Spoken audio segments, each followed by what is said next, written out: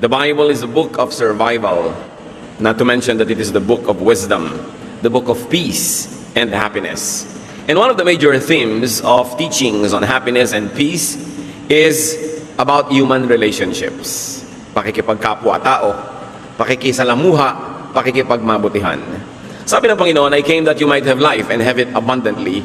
And one of the abundances that the Lord can give us is available through human relationships. Ang tunay na espiritualidad, ang mataas na uri ng relihiyon ay makatao. At yan po ang tema ng pag-aaral natin ngayon. Pinamagatan natin, kapitbahay, kapwa-tao. Thank you, Father, that you are our God in heaven and no other. Salamat sa pagdating nagpapatawad namin mga kasalanan, naglilinis sa mga karumihan namin, nagpupuno sa aming mga kulang. Humihingi kami ngayon, Panginoon, ng pagtutuwid, pagtatama, pagpapalakas. Give us your wisdom. Teach us how to maximize the meaning of life through meaningful, peaceful, and beautiful human relationships. Ipakita mo sa amin ang aming mga kakulangan at kamalian. Ituro mo sa amin ang mga dapat pa namin gawin. Akayin niyo po kami sa higit na mas mataas na landas. Be our speaker, Father. Release wisdom and power in our midst through your words. Sit on your throne of power. Teach us like you would as a loving Father. And we pray, Lord, that we will not only increase in knowledge, but we may actually grow in godliness. Teach us, give us your peace, restore the strength of our bodies, give us the intelligence that is required to understand your message. Be our speaker. We ask you, Father, in the name of your Son, Jesus our Lord, our Savior, and our friend. Kapitbahay, kapwa-tao. Maaaring magiging napakahalaga ng mga kamag-anak sa ating buhay, to the point na hindi na natin bibigyan ng pansin ang pakikipagmabutihan natin sa mga taong hindi kamag-anak. But other relationships outside of the family are also very, very important, and the Bible is very emphatic about its significance. Kaya ang ating pag-uusap ngayon, una, about neighbors versus relatives. Kung bisa namimili lang tayo, hindi naman natin kamag-anak yan, hindi naman natin kaano-ano, so huwag na natin gawa ng mabuti. Proverbs 27:10, do not forsake your friend or a friend of your family. And do not go to your relative's house when disaster strikes you. Better a neighbor nearby than a relative far away. Huwag daw papabayaan na makisama sa mga kapitbahay sapagkat sa panahon ng pangangailangan, higit lalong mainam at kailangan natin ng tulong nila kaysa sa mga kamag-anak nga pero malayo naman. Marami kasi mga tao dahil sa kanilang loyalty sa mga kamag-anak, hindi na sila nakikipagkapwa doon sa mga malapit na nakatira sa kanila. Hindi lang dahil hindi nila kamag-anak, dahil hindi nila kinakaibigan. But the lesson here is to keep old friends. To keep old friendships. Pati daw mga kaibigan ng ating mga magulang ay dapat din nating patuloy na kaibiganin at huwag nating papayabayaan yung mga naging mabuti sa ating mga ninuno. This is about generational friendships. Hindi ko minsan natin na-appreciate, pero ang isa sa mga pinakamahalagang investment ng buhay are the friends that we make along the way. Matagal kasi to make friends. And you cannot have old friends. You can only make new ones. Old friends can only be kept or lost. Hindi kayo pwedeng bukas biglang magkaroon ng bagong old friend. Dapat matagal. So keep your personal friends and that of your family. Why? Because a good friendship could be better than a very fat bank account. Iba yung savings, iba yung investment sa mga pakikipagkaibigan. And Proverbs tells us to keep the friendship active by not deserting or forsaking friends who are in need. Because the quickest way to cut or to weaken a friendship is abandonment in times of need. Sabi niyo, huwag niyong hahayaan na mapaso ang inyong mga pagkakipagkaibigan. Huwag niyong tatalikuran ang kaibigang nangangailangan o kaibigan ng inyong mga magulang. Huwag silang pababayaan. And the surest way to weaken friendship is simple non-remembrance or non-involvement. Sayang. Kung minsan nagkakaroon ka ng kaibigan, ang tagal-tagal mo nakipagkaibigan sa kanya ng elementary grades, ng high school, college, tapos nag-asawa ka, naging busy ka sa iyong pamilya, nakalimutan mo na yung mga kaibigan mo. Hindi dapat ginaganon sapagkat sayang yung investment ng panahon. You can keep your friendships current even though you are making a career or putting up a family. Like bank accounts, friendships have to be kept active. At ngayon, madali na yan. Lalo na't may internet, may technology, it's always easier to keep in touch, to find long-lost friends. Dumadali. Friends divide our sorrow and multiply our joy. Marami tayong mga kalungkutan, mga pag-iisa, mga hirap na dinadala na dapat gumaan-gaan kung may mga kaibigan tayong karamay. Pero nalilimutan natin sila. Especially when we get busy trying to survive, forgetting that one of the best tools of survival is friendship itself. Kaya ganoon na lang ang pagpapahalaga ng Biblia sa friendship. And one element of friendship, Deuteronomy 22, if you see your neighbor's ox or sheep or goat wandering away, don't ignore your responsibility. Take it back to its owner. So pati pala yung mga naliligaw na mga alagang hayop ng iyong kapitbahay, pag nakita mo, kailangan isoli mo doon sa may bahay. Now extend that deeper. What about your neighbor's son or daughter? Nalalaman mo, nakikita mong naliligaw ng landas yung mga anak ng kaibigan mo. Yung mga ari-arian niya nawawala, kilala mo yung bisikleta niya, biglang ginagamit ng iba, nanakaw na pala. What do you do? Wala kang pakialam, ayaw mong masangkot. Sabi nga, ito nawawala yung mga tupat, mga hayop ng iyong kapitbahay. Akayin mo pa uwi. Lalong-lalo ngayon, napakarami mga absentee parents because of the diaspora. Because many Filipinos work abroad or in faraway cities.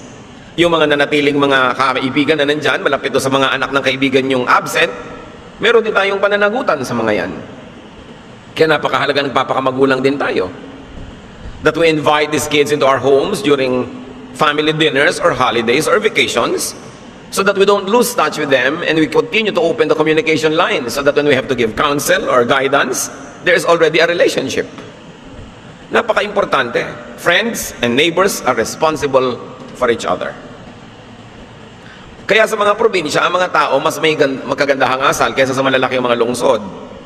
Kasi sa mga malalaking syudad, hindi magkakakilala ang mga tao.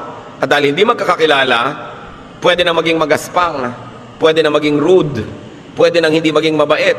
That's why community life in the cities is horrible. At kuminsan, ganyan na rin ang nangyayari sa mga probinsya natin na u-urbanize, yung magagandang samahan ng magkakapitbahay nasisira. Nung araw nga bad taste maglagay ng bakod. Nahihiya ka sa kapitbahay pag nagbabakod ka. Pero tingnan nyo ngayon mga bakod, katataas, hindi na makita-kita yung mga magkakapitbahay. Kaya namasakar ka na doon sa loob, hindi pa alam ng kapitbahay mo. Nagkakanika niya ng mga buhay, samantalang ang tinuturo sa Biblia ay makipagkapitbahay. There's better peace and order and community life when neighbors watch for each other. At kung meron dapat na programa ang mga churches, ang gobyerno, lalo ang local government, yung magturo ng mabuting kapitbahayan.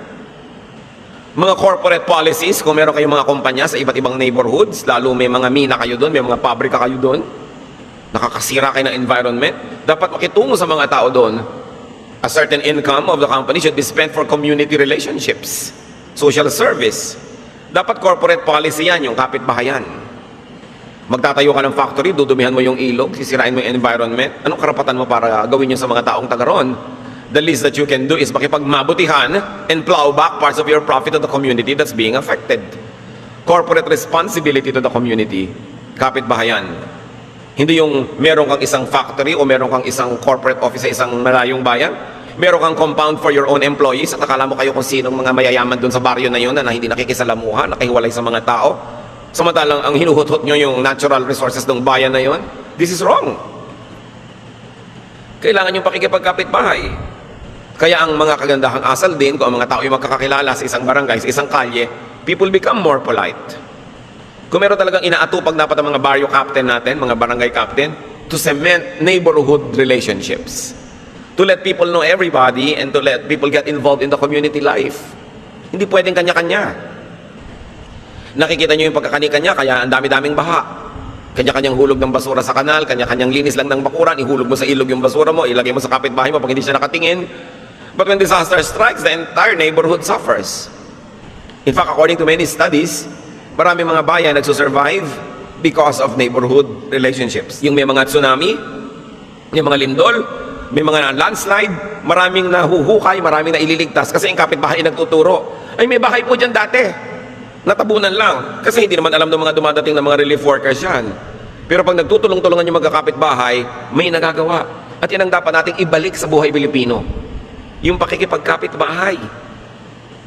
Dati nga pag nagluluto ka ng medyo masarap, nagpapadala ka na agad sa kapitbahay Yung share siya agad. Hindi yung nagpa-party ka sa garahe ninyo, ang dami-daming balloons, ang lakas-lakas ng tugtog, na abala yung kapitbahay mo, pero hindi ka nagpadala ng ulaman lang. Kaya mamaya binabato na nila yung bubong nyo dahil naiinis na sila, nagagalit na sila. Kasi puwera sila. samantalang pwede namang kasali. At siyempre, isa sa pakikipagkapitbahay, huwag mo namang sobrang lakasan yung radyo mo o TV dahil hindi naman nakikipakinig ang kapitbahay mo sa'yo. Kumisan 5 bahay away, dinig mo pa yung tugtog. Pinagmamalaki yung bago nilang sound system pero nabubulahaw ang kapitbahay. Magpa-party, lalo yung mga tuwing Biyernes na lang nagkakarokohan. Tuwing Sabado ng gabi, mga salot na kapitbahay. Di ba? Dapat after 10 p.m. o 11, tahimik na. Kahit gusto mo pa mag-party dahil yung iba, papasok pa. Yung ibang mga bahay, may mga inaalaga ang may sakit. Hindi naman lahat gusto mag-party. Kailangan sensitive tayo sa ating kapitbahay. Kita ninyo itong King of Tyre sa 1 Kings 5, 1-6. King Hiram of Tyre had always been friends with Solomon's father, David. So ang kaibigan nitong king is si Solomon, yung si David. Nung hari pa si David, hindi si Solomon na anak. Pero nung naging hari na yung anak, when Hiram heard that Solomon was king, he sent some of his officials to meet with Solomon. Solomon sends a message back to Hiram, I'd like to have your workers cut down cedar trees in Lebanon for me. I will pay whatever you say, and I will even have my workers help them. We both know that your workers are more experienced than anyone else at cutting lumber. So magpapagawa ng templo si Solomon. Ipaparepair niya ang palasyo, kailangan niya ng maraming hardwood. Dito naman kay King Hiram ng Tyre, maraming mga cedars. So anong sabi nitong si King? Alam mo, kaibigan ko yung tatay mo, ngayon na ikaw na ang king, let's continue this kind of family friendship. Sumagot si Solomon, sige po, pwede ba niyo akong tulungan na magkaroon ng mga matitigas na mga kahoy? Yung mga tagaputol nyo ang gagaling, pwede nyo bang ipadala at magputol ng kahoy para sa akin? At babayaran ko kung magkano man ang singilin nyo sa akin. At nagkasundo sila. So true friends and neighbors celebrate with each other. Okay, king ka ngayon, I will celebrate with you. Yung kapitbahay nyo, mag-graduate, makiselebrate kayo, magpadala naman kayo kahit ano man lang na card, regalo, o batiin nyo man lang. Pumasa siya sa board, nakalagay pa nga sa tarpaulin sa tapat ng kanilang bakod, no? Tapos hindi mo walang pinapansin, pagod na nga silang ipaalam sa inyo yung accomplishment nila. Kailangan sineselebrate mo yung sineselebrate ng kapitbahay mo. Makikiisa sa kanila. True friends and neighbors help each other. Just like how this king of Tyre would help Solomon build his temple. And take note, my dear brothers and sisters, true friends pay. Especially when they can afford it. O maraming kahoy itong si King of Tyre, kailangan ni Solomon. Sabi ni Solomon, I'm going to pay, just name the price. Hindi yung uy, kaibigan pala natin yung may-ari ng ganung hardware. Naku, makakalibre na tayo ng hollow blocks. No? Makakalibre na tayo ng yero. Makakalibre na tayo ng ganyan. Kaya nakakatakot kuminsan maging member ng church tapos nalaman nila na meron ka construction company o meron ka construction supply.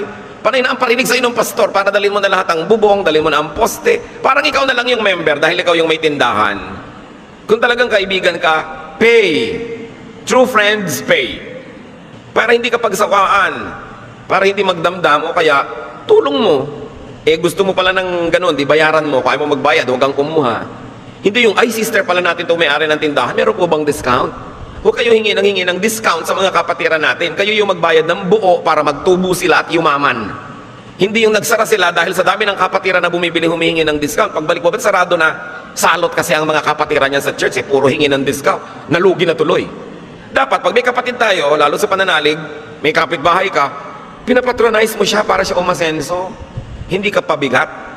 Ngayon paminsan-minsan, hindi ka talaga, magtapat ka, pero hindi lagi.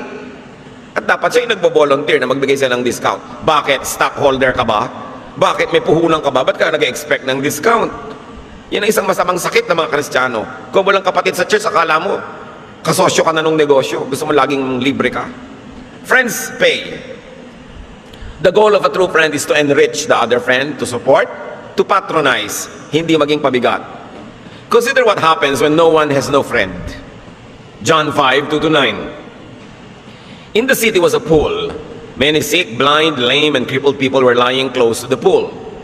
Beside the pool was a man who had been sick for 38 years. When Jesus saw the man and realized that he had been crippled for a long time, he asked him, "Do you want to be healed?" The man answered, "Lord, I don't have anyone to put me in the pool when the water is stirred up." Merong isang bukal na paliguan ng mga may sakit. Nakapaligid lahat ng may sakit dun sa bunganga ng bukal na ito. Kasi may mga oras na biglang kumukulo yung tubig. Parang hinahalo ka yung tubig. Doon nagtatalunan sa tubig lahat ng may sakit dahil sa oras lang na yun nagpapagaling yung tubig. So itong taong to, 38 years lang nakahiga doon. Hindi siya napapalagay sa tubig sa sandaling pagkulo. Sabi ni Lord, gusto mo bang gumaling? Opo, kaya lang, wala naman pong magbuhat man lang sa akin, ni magtulak sa akin para mahulog ako dyan sa tubig. So by the time na pwede na siyang magpatihulog doon, tapos na yung paggalaw ng tubig because the water is stirred only for a few seconds. And for whatever reason, it is only when that happens when it has miraculous powers. Isipin mo, abang ka ng abang doon, tapos wala man lang magbuhat sa'yo kasi wala ka man lang kaibigan. Wala ka man lang kasama. Now consider another paralytic who had friends. Mark 2, 3-4. 4 people came up carrying a crippled man on a mat. But because of the crowd, they could not get him to Jesus. So they made a hole in the roof above him and let the man down in front of everyone. See, iba na ang may kaibigan. Iba na ang may kamag-anak na may malasakit. Hindi mailapit kay Jesus ang may sakit, idinaan sa bubong, binutas ang bubong, pinadaos-dos pababa sa harap ni Jesus. Ayun, napagaling. Iba na ang nakikisama. Iba na ang may tanim na kabutihan, iba na yung may pakisama sa kapwa. Ecclesiastes 4, 9-11. You are better off to have a friend than to be all alone, because then you will get more enjoyment. If you fall, your friend can help you up. But if you fall without having a friend nearby, you are really in trouble. If you sleep alone, you won't have anyone to keep you warm on a cold night. So si Solomon, sa kanyang karunungan, anong kanyang idinidiin? Dapat ang tao may kaibigan, may kasama, may companion. Sabi, you enjoy life more kung may companion ka. You get more enjoyment. So kung may pera ka, kakain ka, kesa naman mag-isa ka, di maglibre ka. At least may kausap ka. Magbibiyahe ka, may ibabayad ka naman, magdala ka ng kasama, ilibre mo, bumili ka ng kausap. Bumili ka ng kasamang mag-e-enjoy, lalo't may pera ka. Aanin mo naman yung pera mo, hindi ka naman papaligayahin ng pera mo sa pitaka. O yung cheque mo na unsigned, walang ligayang idudulot sa'yo yan. Kaya yung mga ibang tao, very cruel. Pag nakakakita ng dalawang tao nag-e-enjoy, ang gusto paghiwalayin. Ito si byuda, nag-outing, may kasamang 24 anyos. Chismis ng buong barangay. Eh bakit? Sasamahan niyo ba siya? Ngayon, kung hindi niyo sasamahan, hindi niyo aakayan, hindi niyo kakamutin yung likod niya, kung makate, huwag niyo siyang pakialaman. Byuda naman eh. Di ba? Bakit pati yun eh gusto mong makilljoy? Nis tayo pag kami nag-enjoy sa buhay. Dapat mong i-celebrate when there are 2 less lonely people in the world. At least, hindi siya magpapakamatay. At least, baka mas maging mabait siya dahil siya ay masaya. There are some moral laws that we should never break. But some of the things that restrain us from enjoying friendship and companionship is not even moral. It is only cultural. It is only social. Tandaan nyo, sasandali ang buhay ng tao sa daigdig. Kung nabuhay ka ng 90, 100, ano na yon? Isang tuldok sa walang katapusang panahon. Tapos yung 20, 30 years of doon, nag-iisa ka pa, wala ka pang kasama, miserable ka pa. Sayang naman ang panahon. Kaya tinuturo sa atin ng Diyos maging mapagpakumbaba. Kasi kung humble ka, mas may tendency magkaroon ka ng kasama kaysa kung mayabang ka. Kaya ka tinuturo maging mapagbigay, kasi kung mapagbigay ka, mas maraming sasama sa iyo kaysa kung maramot ka. That's why Satan wants you proud. Satan wants you selfish. Satan wants you cruel and unkind. So nobody will go with you and you can be alone and he can succeed in torturing you because you are alone. God wants you kind and nice, hindi ka para ipalugi. Kasi alam ng Diyos, yun ang magbubukas ang pinto para mas mag-enjoy ka ng human companionships. So ang tunay na mapagbigay, yun ang tunay na matalino. Yung maramot, hindi niya na pag-iisip-isip, lugi siya sa karamutan niya. Ngayon, marami tayong mga kapitbahay, turn your neighbors into relatives. Tinuturuan tayo, keep old friendships, and then make new friends, and keep them. Tingnan ninyo itong isang malaking hiwaga na example ng Panginoon at pinuri niya. Luke 16, 1-9. Jesus said to his disciples, a rich man wanted the manager to take care of his business, but he was told that his manager was wasting money. So the rich man called him in and said, what is this I hear about you? Tell me what you have done. You are no longer going to work for me. The manager said to himself, what shall I do now that my master is going to fire me? Hindi natin alam kung guilty talaga yung manager or not. Nakarinig lang yung may amo ng mga balita tungkol sa manager na hindi daw mabuti at hindi matapat. So ipinatawag at tinatanggal sa trabaho. The manager said to himself, what shall I do now that my master is going to fire me? I can't dig ditches and I'm ashamed to beg.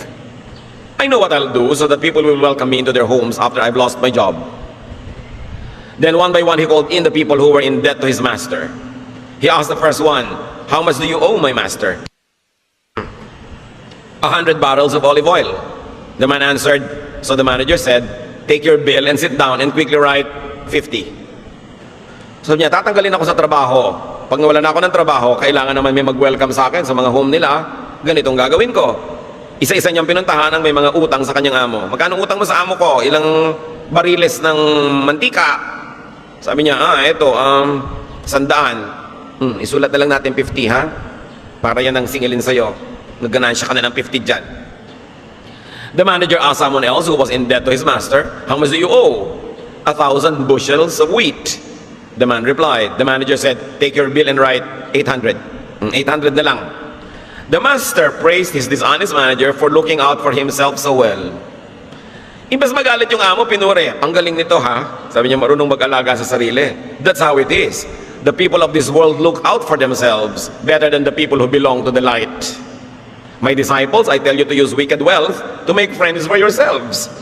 Then when it is gone, you will be welcomed into an eternal home. Maraming mga tao hanggang ngayon hindi nila ma-reconcile kung ano ang lesson nito. Nalilito sila. Pero ang general lesson is this. Sabi nung amo, ang galing nito, gumagamit ng pera at mga bagay-bagay para makisama. In other words, binigyan ng ganansya yung kapwa para makadevelop siya ng friendship. Huwag na nating i-judge yung morality behind it. Pinuri siya dito at pinuri siya ng Panginoon. Sabi, ganyan mabuti pa yung mga taga-sanlibutan, marunong mag-alaga sa sarili nila kaysa sa mga mananampalataya. Hindi mga marunong magne-negosyo, nagkakandalugi-lugi, magkakaganito, magpa-partnership, nagkakahiwa-hiwalay, nagbabangay-bangayan. Sabi, mabuti pa yung mga taga-labas, marunong dumiskarte. Pero ang pinaka-general moral lesson dito, ginamit ang material things para pangpakisama, para magkaroon ng friendship. Hindi katulad ng nangyayari madalas baligtad, dahil sa material things, nagkakasira ang friendship. So, binigyan niya yung mga tao para magkaroon sila ng pagsisimula ng pagkakaibigan. Yung iba naman kasi ng kugulang, nangunguhan, ng lalamang, yun ang baligtad. This person sacrificed material things for friendship's sake. Yung mga iba, they sacrifice friendships for the sake of material things. While modern sensibilities may squirm at the method, the Bible nevertheless commends the wise use and disposal of material things to gain friendships. Alam niyo bang napakasarap ipakisama ang pera? Kung kayo'y may pera, dapat wala na kayong excuse para hindi magkaroon ng mga kaibigan. Kung marunong ka lang gumamit niyan, yung palabigay ka, palaregalo, palatulong, people will like you. Ganun lang yung general lesson noon. Kailangan, alipin mo ang pera, hindi ikaw ang alipin yan. Ginagamit mo yung pera, hindi ikaw ang ginagamit ng pera. Kung ikaw ay kamag-anak na medyo may kaya, ang dali-daling organize ng yung mga kamag-anak na nagpa-party kayo, nagre-reunion kasi kaya mo naman mag-organize, ba't di mo gawin? Kaya mong puntahan namang may sakit, dalawin, tumulong sa pambayad ng gamot ng ospital, ba't di mo gawin? You develop relationships that way. Because people will genuinely like you if you're helpful. But no, many people do it the other way around. They dispose of friendship for material gain. Kaya maraming magkakapatid, kapatiran, magne-negosyo, lalapit sa akin, Pastor, gusto po na magne-negosyo po kami. Ang saya-saya nila, kami po ni sister mag-sososyo, kami nila brother mag-sososyo. So, naku, 3 months from now, dadating itong mga ito, sumbungan na naman ito, nag-away-away na naman ito, at ipapasingil sa akin yung kaibigan niya na ayaw magbayad sa kanya. Ganyan na naman mapapala ko rito. Di ba? Kasi maraming ganyan magkakapatiran, naku, huwag nga kayo mag-sosyo-sosyo. Kung hindi matibay ang relasyon nyo, tsaka kung hindi maganda ang kalooban.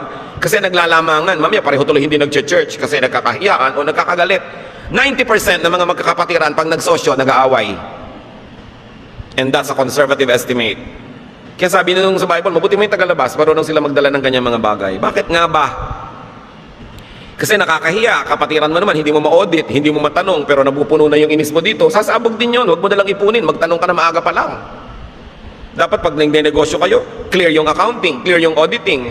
Di ba? Hindi yung nahihiya ka naman kay sister, tapos takang-taka ka, ba't may bago siyang kotse? No? Kung ano-ano ng mga pumapasok sa guni-guni mo, hindi mo masabi. Kaya nagkakasira kasi hindi honest. Mga ipokrita.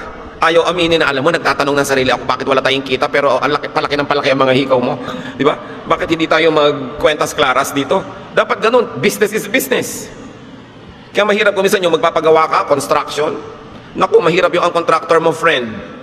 Kasi pagkatapos ng construction, unfriend na. Bihirang magkaibigan ang nagpagawa ng bahay, nagpakontrata, after nagawa, magkaibigan pa rin. So, huwag kayong magpapakontrata sa mga kaibigan nyo kung pinapahalagahan nyo yung pagkakaibigan na baka mawala. Diba? Kasi hindi ka makademand. Papel lang ang ginawang pinto, hindi ka na kumikibo. Pero tuwing napipilas-pilas yung galit na galit ka, mamaya lalabas din yun. Mahirap yung magkaibigan, nagbi-business. Dapat kung magkaibigan kayo, pero magbi-business kayo, business is business. Let's stick by the rules. Labas ang friendship natin dito. Dapat ganun. Para hindi sayang ang friendship. Because there are good neighbors and there are bad neighbors. At nakikita natin, pagka ang mga neighbors ay bad, bad ang bunga. Pag good, edi good ang bunga. Let's look at more teachings on neighborliness. Romans 13:10. Love does no harm to a neighbor. Therefore, love is the fulfillment of the law. Sabi, ang tunay daw na pag-ibig, hindi nag-iisip gumagawa ng masama laban sa kanyang kaibigan, sa kanyang kapitbahay. Kung ganun pala, ang pagiging maibigin, yun na ang pagtupad sa batas. Yun na ang pagtupad sa kautusan. Huwag na maging complex. Be loving and you fulfill the law. Huwag nyo nang lituhin ang sarili nyo about what the law is at kung ano-ano pa sabi. Be loving. Mark 12:28-31. One of the teachers of the law came and heard them debating. Noticing that Jesus had given them a good answer, he asked him, of all the commandments, which is the most important? The most important one, Jesus answered, is this. Hear, O Israel, the Lord our God, the Lord is one. Love the Lord your God with all your heart and with all your soul and with all your mind and with all your strength. The second is this. Love your neighbor as yourself. There is no command greater than this. So yun pala. So isang number one kautusan, love your neighbor. It is the true, essential second commandment. Now, when we think of neighbor, think also of your spouse, your child, your parent, your in-laws, your workmates. Neighbor mo yun. Hindi lang yung kapitbahay. Lahat ng taong malapit sa iyo, yan ang tinatawag na neighbor. Kung minsan man, ang galing nating makisama sa kapitbahay, pero ang pangit ng pakikisama natin sa kasambahay. Polite na polite sa tagalabas, pero hindi naman polite sa tagaloob mismo ng bahay. 1 John 3:17-18, if anyone has material possessions and sees a brother or sister in need but has no pity on them, how can the love of God be in that person? Dear children, let us not love with words or speech, but with actions and truth. So, help your neighbor. Napakaganda na ikaw mismo, sa bag mo may extra biscuits ka, pag may nakita ka mga gusgusi at mga gutom na bata, abutan mo na. May dala ka. Ready. Ibig sabihin talagang nasa puso mo, magbibigay ka, you will be a good neighbor. Proverbs 25:17, don't visit friends too often or they will get tired of it and start hating you. So nakita nyo isang principle ng friendship, do not abuse your neighbor. The less visit, the more welcome. Dadalaw tayo, huwag masyado matagal. Kamag-anak ka naman, yung pupunta ka sa kamag-anak mo, 2 linggo na nakasadla ka sa kanila.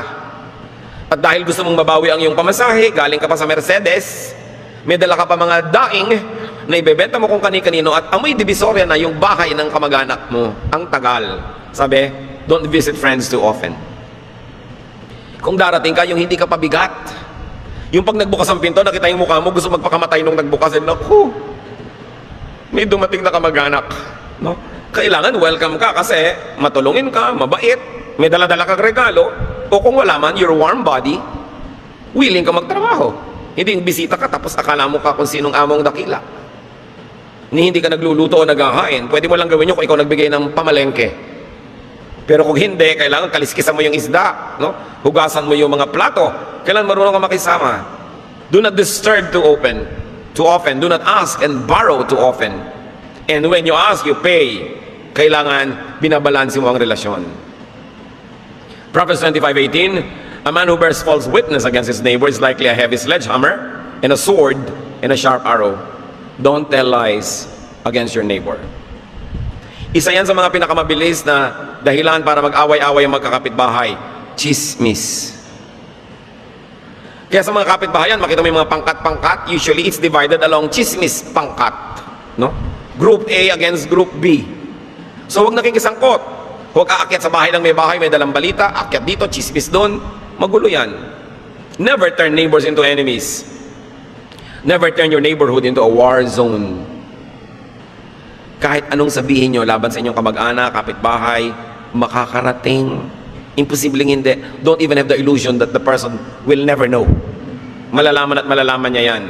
Proverbs 11:26, charge too much for grain and you will be cursed. Sell at a fair price and you will be praised.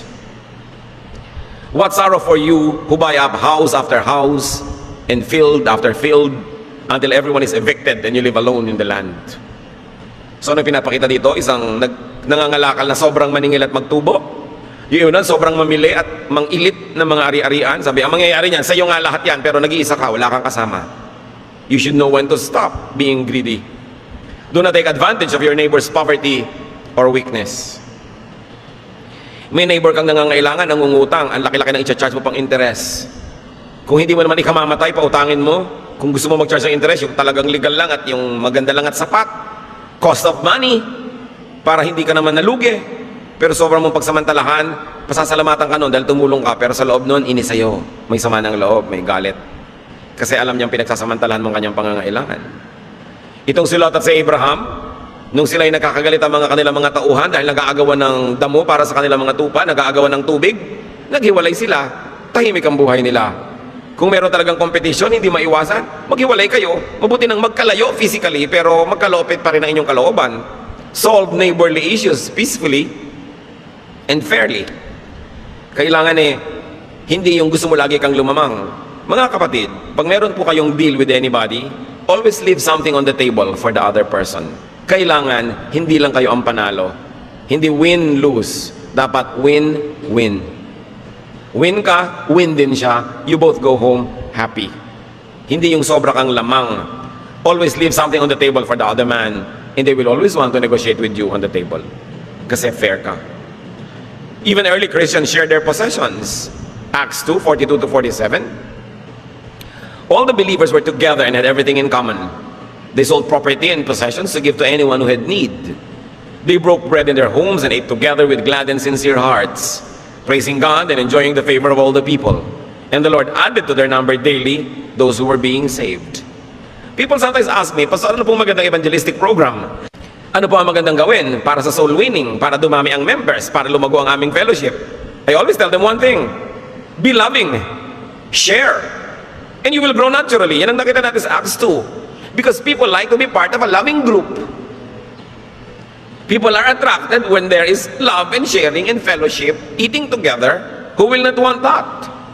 Hindi mo kailangan namang elaborate programs at kung ano-ano. Be loving like Jesus. Kita nyo, wala naman siyang programa, dumami ng dumami yung mga sumusunod sa kanya. Kasi hindi nang lalamang, palabigay, laging tumutulong. That's the only way. Acts 4:34-35. And no one went in need of anything. Everyone who owned land or houses would sell them and bring the money to the apostles. Then they would give the money to anyone who needed it. Ang ganda naman ng samahan ng mga naon ng mga Kristiyano. Share blessings with your neighbor. Pagkakataon mong tumulong pagka yung kapitbahay may pangangailangan. Meron ba akong kilala? Basta may nakita siyang nakaburol, dumadaan kahit hindi niya kakilala. Dadaan. Makikiramay sandali. Kung may kaya siyang iabot na konting tulong, ginagawa niya, kahit di niya kamag-anak. Basta nakakita ng may lamay, tumitigil sandali. Kung hindi naman sobrang nag-aapura at nakikiramay. Ang gandang ugali. Bihira lang naman mamatayan ng tao, papalampasin mo pa, hindi ka pa nagpunta. Tinamad ka pa nung libing. Tapos makikita mo, sorry ha, hindi ako nakapunta sa libing nyo kasi kung ano-anong kwento mo. Alam nyo, nakakapagod mag-sorry dahil hindi ka nakapunta sa libing. Makipaglibing ka na lang. Kasalan, imbitado ka. Birthday, imbitado ka. Pumunta ka na. Kung hindi ka talaga genuinely mag-enjoy, charity. Your presence is your contribution. Kesa, huy, pasensya ka na, hindi ako nakapunta ng birthday mo. Sabi niya, okay lang yun. Pero ang totoo, nagdaramdam yun. Hindi yun okay. Yung imbitado ka, hindi ka darating, dinaramdam yun. Lalo tayo mga Pilipino, kunwari okay lang. Pero pag namatayan ka, hindi ako pupunta sa inyo. Di ba? Yun ang iniisip. Madali sana para makita mo ang paghihiganti ko. Huwag na kayong patamad-tamad. Bihira lang may ikinakasal, may namamatay, may inililibing. Pumunta na lang kayo kaysa magpaliwanag pa. And you cement relationships. Romans 15:1-2. We who are strong ought to bear with the feelings of the weak and not to please ourselves. Each of us should please our neighbors for their good, to build them up. So bear with your neighbor's failings. Please your neighbor. Do something that will please your neighbor. Ang dami mong halaman, paso-paso. Alam mong nakatingin yung neighbor mo, gusto niya, padala mo ng isa, hindi mo nung ikamamatay. Kita mo rin yung halaman, malapit din sa'yo, nalanghap mo rin yung oxygen, di pa ikaw ang nagdidilig. Di ba? Yung bigyan mo rin siya. Hindi mo naman ikamamatay. Kuminsan ang dami-dami mong pagkain, nasisira na sa bahay, hindi mo ibigay sa kapitbahay. At syempre, pag magbibigay ka ng pagkain, bagong luto, umuusok pa lang, hindi yung bumubula-bula na. Yung alam na mga tao, siguro hindi na ito naubos. Di ba? Yung umuusok pa, pinapadala mo na, yun ang nagbibigay. Talagang alam mong gusto magbigay. Start this again in your neighborhood, where you live. Lilipat ka sa isang bagong condo unit, sa isang bagong bahay. Send fruit baskets to your neighbors. Kantahan mo ang dating mo, yung entry point mo. Kung yung mga ilaw ng garahe mo tumatama sa bahay nila, tuwing gagarahe ka o lalabas ka, huwag mo na munang buksan yung ilaw o idim mo lang. Diba? Huwag na yung ang tagal-tagal naka-idle yung kotse, umaalis ka, madaling araw, nagigising na sila, itulak mo muna papalayo at doon mo na, parang sound of music, no? Itulak mo palayo, doon mo na sindihan yung makina sa malayo. Be kind to your neighbor. At kung kayo, mga born again na mahilig na magpa-Bible study sa bahay at mag-fellowship, alauna na ng umaga, hallelujah pa kayo nag-hallelujah, nabubulahaw ang kapitbahay, walang nabe-bless. Huwag kayong masyadong magpadala na, mag-worship kami, nabubuisit ang kapitbahay nyo. Diba? Ilagay nyo sa lugar. Kailangan, hindi tayo nakakagambala sa ating mga kapitbahay. Yun ang magandang patotoo. Proverbs 14:21, is wrong to hate others, but God blesses everyone who is kind to the poor. At salamat na lang sa ating bansa, napakaraming maralita ang daling gumawa ng mabuti dahil maraming magagawan. Kung ibig nyo talaga, kahit hindi kayo mayaman, lalong may mas mahirap pa sa inyo, may matutulong at matutulungan kayo. Ang hirap kumisa sa developed countries, gustuhin mo man, wala namang may gusto nang ibibigay mo. Ang daling gumawa ng mabuti sa ating bayan kasi ang daming nangangailangan. Ikaw na lang talaga ang may kasalanan at pagkukulang pag wala ka nagagawa ng mabuti. Now, enemies are also to be considered as neighbors. Matthew 5:44, but I tell you to love your enemies and pray for anyone who mistreats you. Why? When you love your enemy, you disempower the enemy. Yung iba hindi marunong may kagalit, lalong gagalitin. Pag ginalit nyo ang isang tao, saan niya gagamitin yung lakas niya? Di ba? Para gantihan kayo. Pag ininis nyo ang isang tao, challenge nyo, lahat ng resources niya gagamitin para rin kayo inisin at i-challenge. Wrong. Use your resources, use your energy to befriend. Because the best way to beat an enemy is to turn him into a friend. It's the only true victory. Ang kaisa-isa lang tagumpay laban sa kaaway pag naging kaibigan mo siya. Pero yung ginawan mo ng mas masama, mas galit siya, nagbabalak, gaganti, may masamang iniisip sa'yo, anong tagumpay mo nun? Nanganganib ka nun. Kaya sabi sa Proverbs 25:21-22, if your enemies are hungry, give them something to eat. If they are thirsty, give them something to drink. This will be the same as piling burning coals on their heads, and the Lord will reward you. Another mysterious verse. Pag daw gutom ang kaaway mo, pakanin mo, nauuhaw, painumin mo, at para daw siyang pinagsunong ng mga nagbabaga ng mga apoy. So sabi mo, wow, higanti, naluto ko ang kanyang anit. No. Wala kasing posporo nung araw, mga kapatid. Ang bawat kalan, may kaunting natitira lagi diyang ang baga na hindi pinapatay. Pag mauubos na yung baga na yun, lalagyan ng konting kahoy yun para magsiklab ulit, maging baga, hanggang luto ang time na naman kasi walang posporo. Mahirap magsimula ng apoy. So, may kapitbahay ka, kaaway mo siya, namatay yung kalan. Paano siya ngayon magsisimula ng apoy? Pupunta sa'yo, kakatok. Bibigyan mo siya ngayon ng mga baga mo, ilalagay mo sa isang luma o basag na palayok, at susunungin niya pa uwi. Ibig sabihin, meron na siya uling pansimula ng apoy. That's why you pile burning coals on his head. Hindi mo siya niluto para paghigantihan. Binigyan mo siya ng apoy. At sino namang tao ang nung nagugutom ay pinakain mo, nauuhaw ay pinainom mo, nangangailangan ay binigyan mo, ang magkakalakas ng loob na walang hiyain ka pa. Paghihinaan ng loob, gawan ka man ng masama, konti na lang. Pero nung gutom, lalo mong ginutom, baka ikaw ang kainin. Nangailangan, tinikis mo, nung lumakas yun, paghihigantihan ka. Kaya dapat matalino ka. Sabi, maging mabuti ka sa galit sa'yo, at mawawala na siya ng lakas ng loob magalit pa, di ikaw ang tatahimik. Hindi yung iinisin mo palalo, napahiya na nga, papahiyain mo pa. Naghihintay ka ng araw ng paghihiganti at hindi ka mapapanatag pag ganun. The best way to beat an enemy, as we have said, is to turn him into a friend. Yun lang ang kaisa-isang tunay na tagumpay. Kasi kung may tao kang nagapi, nakawawa, naitali, naikulong, makakawala rin yun, babalikan ka kung may atraso ka sa kanya. Di ka mapapakali, di ka matatahimik. Neighborhoods and communities survive, even thrive, because of tulungan. At meron tayong napakagandang kaugalian, bayanihan. Tulungan. Ang root word, bayani. Ang bayani, hindi lang yung namamatay para sa bansa paggera. Yung tumutulong sa kapitbahay, yun ang bayani. Kaya nung araw sa bukid, pagka may paani, may bayanihan. Sa kapupunta, mamamayani. Ibig sabihin, magtatrabaho ng libre, pakain ka lang, bayani, bayanihan. Hindi lang yung mga binabaril sa luneta ang bayani kasi hindi naman laging may mananakop. Pero araw-araw pwede kang maging bayani kung tumutulong ka sa iyong neighbor. Lalo't ikaw yung edukado, ikaw yung mayaman, ikaw yung may kaya, mas madali sa iyong gawin yon. Hindi mo dapat ma-misuse ang iyong edukasyon, kakayahan, karunungan para maging mayabang ka doon sa neighborhood at lait-laitin sila. Kasi you are in a position to help. That's why you must not squander that rare opportunity. Ecclesiastes 4:9-12, you are better off to have a friend than to be all alone, because then you will get more enjoyment out of what you earn. If you fall, your friend can help you up. But if you fall without having a friend nearby, you are really in trouble. If you sleep alone, you won't have anyone to keep you warm on a cold night. Someone might be able to beat up one of you, but not both of you. As the saying goes, a rope made from 3 strands of cord is hard to break.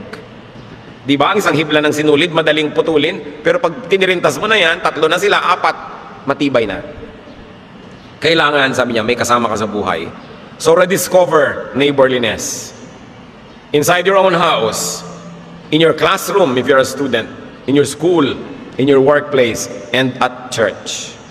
May isa pang napakalaking kahibangan.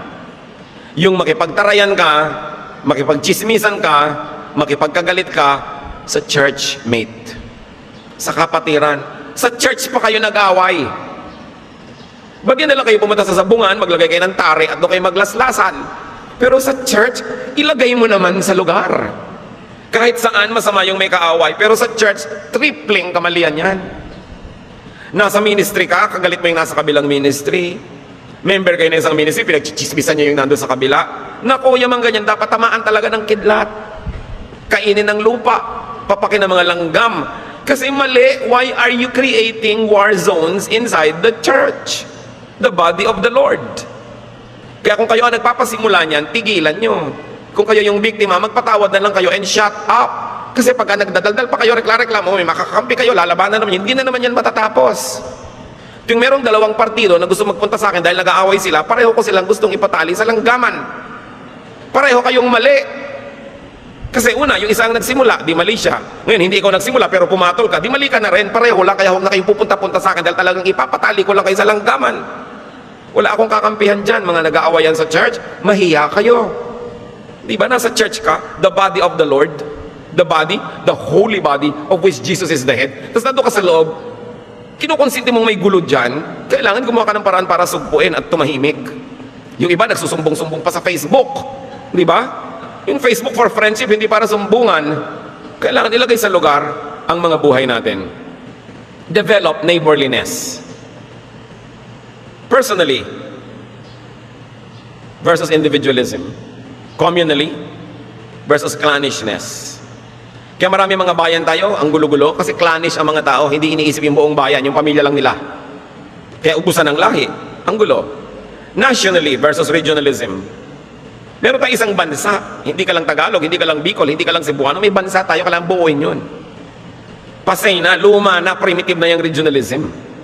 Kailangan magtulong-tulong para lumika na isang buong bayan. And of course, globally, kailangan ang mga bansa magtulungan. And importantly, in the realm of religion, ang mga pinakamahihigpit na magkakalaban, hindi naman Satan versus the church, congregations versus congregations. Kaya tuwang-tuwa si Satan dyan. Huwag tayong palibang at palasing Pagkapwa mo mananalig kay Jesus, kahit iba ang mode of baptism, iba ang style ng pagkanta, iba yung haba ng damit, kapatid mo yun kasi isang magulang nyo eh. Tama na dapat yung sobrang sectarianism, sobrang congregationalism. Si Satan lang ang nakikinabang dyan, yung church umaatras. Buhayin ang diwa ng pagkikipagkapwa, ng pakikipagmabutihan, ng bayanihan, yung kapitbahayan. Mga barangay captain, mga mayor, dapat number 1 nilang agenda yan, to develop a sense of community, a sense of neighborliness. Sabi nila, kapit-bisig, pag pinalaki mo yan, kapit-bahay. At yung kapit-bahay, hindi ibig sabihin kalapit-bahay, ibig sabihin kapit-kapit na mga bahay. Kapit-kapit na magkakapit-bahay at mga sambahayan para tumibay ang community. In solving the problems of environment, the challenges of economy, kailangan ng community maging solid. Hindi pwedeng kani-kanya. Yung mga paglutas ng mga dengue problem, pag-solve ng mga basura, mga baha, community effort yan. Hindi pwedeng kani-kanya. That's why it is important that the church places, again, the agenda of neighborliness on the pulpit. Because it is one major theme of the Bible. Apply all teachings on neighborliness on your neighbors, on your friends, on your family and in-laws, spouse, your child, your parent, your churchmate or brethren, even your workmates. And there's one thing, mga kapatid, don't ever lose friends. Sabi nila, sayang ang miles. Totoo. Yung nag-e-expire na mga miles na earn mo sa airline, sayang. Pero yung nag-e-expire na friendships, mas sayang yun. Ang dami mong oras, pag-ibig, pagmamahal na inilagay sa friendship, tapos mag-aaway lang kayo. Tapos bukod sa hindi na lang kayo magkaibigan ngayon, nagsisiraan pa kayo, di ba mali? That would be a terrible loss, a terrible waste. Kung meron kayong mga friendship that you lost, do something to regain them. May mga friendships kayo na forgotten, revive such friendships. And then revive friendliness in you. Be a friend. Enjoy friendships. The Lord says in John 10:10, I came that you might have life and have it abundantly. And one of the ways to have an abundant life is to be surrounded by people. To give, to receive, to interact, to live with people. So makikapit bahay, makikapwa tao. Ama namin, salamat sapagkat kayo'y mabuti sa amin. Turuan nyo kami kung ano mga pagkukulang namin sa mga kapitbahay namin, kung ano man ang ibig sabihin ng kapitbahay. Maybe kasambahay, kamag-anak, kaibigan, workmate, schoolmate. Ipakita mo yung mga ugali namin, Lord, na nagiging sagabal para maging mabuti ang pakikipagkapwa namin.